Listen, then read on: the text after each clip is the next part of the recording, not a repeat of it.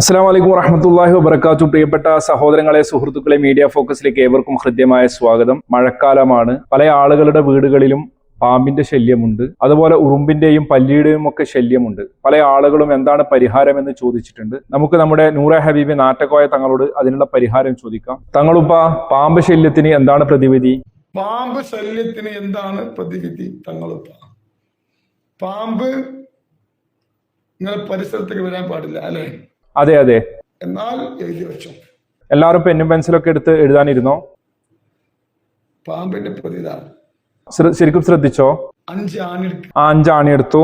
1 2 3 4 5 ആണി എടുത്തു. 5 ആണി എടുത്തു. 5 ആണി എടുത്തു. ഈ 5 ആണിമിലും ഓരോ ആണിയും എന്താ വേണ്ടത്? ഓരോ ആണിന്റെ മുകളിലും ശരിക്കും എഴുതിയെടുത്തോ? ഓരോരോ ആണിന്റെ മുകളിൽ എന്തോ ഉണ്ട് കാര്യമായിട്ട്.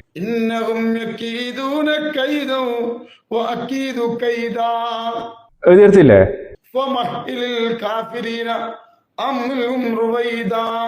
ഞാൻ തുടക്കത്തിലേ പറഞ്ഞില്ലേ ശരിക്കും ശ്രദ്ധിക്കണമെന്ന്. തങ്ങളുപ്പാപ്പ പറഞ്ഞത് മനസ്സിലായിട്ടാലും തങ്ങളുപ്പാപ്പ ഓതാൻ കിട്ടുന്നില്ലെങ്കിൽ കാണാണ്ട് ഓതിക്കൂടെ? ചോദിക്കുന്നുണ്ട്, കാണാതെ ഓതിക്കൂടെ? കണ്ടിട്ട് തന്നെ ഓതാൻ അറിയില്ല. അത് തങ്ങളുപ്പാപ്പ പറഞ്ഞ പോലെ തന്നെ എഴുതിയെടുക്കണേ. ഒരു ആണയുടെ മുകളിൽ 25 വട്ടം ഈ പരിശുദ്ധമാക്കപ്പെട്ട ഖുർആൻ ഇത് മന്ത്രിച്ച് ഒരു ആണിമ 28 മന്ത്രിക്കണം. ഈ ഒരു ആണിമ 25 പ്രാവശ്യം മന്ത്രിച്ചിട്ട് ഇന്ന് നമ്മൾ വീടിന് 4 മൂലക്കിലും എന്ത് ചെയ്യണം?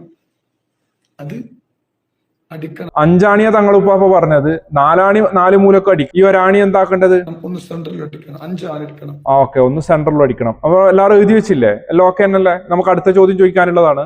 പിന്നെ ആ പ്രദേശത്തേക്ക് പാമ്പ് വരൂല.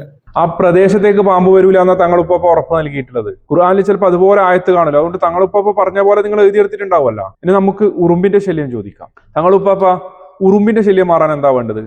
ഉറുമ്പ് ശല്യമുണ്ട് തങ്ങളുപ്പ. നിങ്ങള് ദാവൂദ് നബി അലൈഹിസ്സലാത്തു വസ്സലാമിന്റെ പേരിൽ ഒരു യാസീൻ ഓതി നോക്കിയ എല്ലാവരും ശ്രദ്ധിച്ചിട്ടുണ്ടാവില്ല. ഇത് കുറച്ച് എളുപ്പമുള്ള പരിപാടിയാണ്. ദാവൂദ് നബിന്റെ പേരിൽ യാസീൻ ഓതി കഴിഞ്ഞു കഴിഞ്ഞാൽ ഉറുമ്പിന്റെ ശല്യം ഉണ്ടാവില്ല എന്ന്. ഉറുമ്പ് പോവാ. തങ്ങളുപ്പാപ്പ, ഒരാളുടെ സംശയം ദാവൂദ് നബിന്റെ പേരിൽ തന്നെ വേണോ അല്ല മറ്റേതെങ്കിലും നബിന്റെ പേരിലായാലും പ്രശ്നമുണ്ടോന്ന്? ദാവൂദ് നബിന്റെ പേര്. ദാവൂദ് നബിന്റെ പേരിൽ തന്നെ വേണമല്ലോ. തങ്ങളുപ്പാപ്പ, ഇനി ഒന്നും കൂടി അറിയാനുണ്ട്. പല്ലി ശല്യത്തിന് എന്താ വേണ്ടത് എന്ന്. പല്ലിന്റെ ശല്യത്തിന് എന്താണ്? പല്ലി ശല്യത്തിന് എന്താണെന്നില്ല തങ്ങളുപ്പാപ്പ പറഞ്ഞാലും ശരിക്കും ശ്രദ്ധിച്ചോ? പല്ലിനോട് പറഞ്ഞിട്ട് വേണ്ടെങ്കിൽ വേറെ പോയിക്കോളും. ഈ വേറെ എന്നുള്ളത് തങ്ങളുപ്പാപ്പന്റെ വീട്ടിലേക്ക് ആക്കിയാലോ? കേട്ടോ, തങ്ങളുപ്പാപ്പ എന്തിനാ ചിരിച്ചത്? എന്തെങ്കിലും പറഞ്ഞാൽ കുടുങ്ങി. അങ്ങനെ പറയരുത് തങ്ങളുപ്പാപ്പ, കുടുങ്ങാൻ വേണ്ടി പറഞ്ഞതല്ല. വേറെ എവിടെയെങ്കിലും പോയിക്കോന്ന് പറഞ്ഞാലും ചോദിക്കൂല ഞാൻ വേറെ എവിടെ പോണ്ടത് എന്ന്. അപ്പോ നമുക്ക് തങ്ങളുപ്പാപ്പാന്റെ വീട്ടിലേക്ക് അയക്കുന്നതല്ല നല്ലത്. പല്ലിയൊക്കെ ഉണ്ടായിക്കോട്ടെ, കുഴപ്പമില്ല കേട്ടോ. പല്ലി നമ്മളിപ്പോ എന്റെ അടുക്ക് ഉണ്ടാകട്ടെ. ഓക്കെ. എന്നാ പിന്നെ നിങ്ങളുടെ അടുക്ക് ഓൾറെഡി ഇല്ലതല്ലേ, അങ്ങോട്ടേക്ക് അയച്ചുതരാം.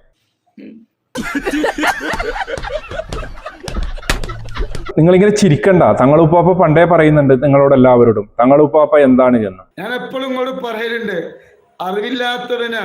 കേട്ടില്ലേ? തങ്ങളുപ്പാപ്പ അറിവില്ലാത്തവനാണ്, ഇൽമില്ലാത്തവനാ, മുതഅല്ലിമാണ്. ഇൽമില്ലാത്തവനാണ്, അറിവില്ലാത്തവനാണ്. നിങ്ങൾ എന്തിനാണ് ഇങ്ങനെ പരിഹസിക്കുന്നത്? അതുകൊണ്ട് എല്ലാ ഭക്തജനങ്ങളോടും പറയാനുള്ളത്, അറിവില്ലാത്ത ഇൽമില്ലാത്ത ജാഹിലായ തങ്ങളുപ്പാപ്പാനോട് പ്രയാസങ്ങളും പ്രതിസന്ധികളും ഒക്കെ ഉണ്ടാകുമ്പോൾ താങ്കളുടെ വേണ്ടപ്പെട്ടവർ രാപ്പകലില്ലാതെ വിദേശത്തും സ്വദേശത്തുമായി അധ്വാനിച്ചുണ്ടാക്കിയ സമ്പത്തൊക്കെ തങ്ങളുപ്പാപ്പാന്റെ മജ്‌ലിസിലേക്ക് നേർച്ചയാക്കിക്കൊണ്ട് നിങ്ങളുടെ കടബാധ്യതകളും രോഗങ്ങളും മാറിക്കിട്ടാൻ വേണ്ടിയും വീട്ടിൽ പറയപ്പെട്ട പോലെയുള്ള ശല്യങ്ങൾ മാറിക്കിട്ടുവാനും ഒക്കെയുള്ള പ്രതിവിധികൾ തേടേണ്ടതാണ്. എല്ലാ ഭക്തജനങ്ങൾക്കും നന്ദിയും കടപ്പാടും അറിയിക്കുന്നു. നിങ്ങളെപ്പോലുള്ള അന്തംഗമികൾ ഉള്ളത് കൊണ്ട് അദ്ദേഹം സുഭിക്ഷമായി ജീവിക്കുന്നു.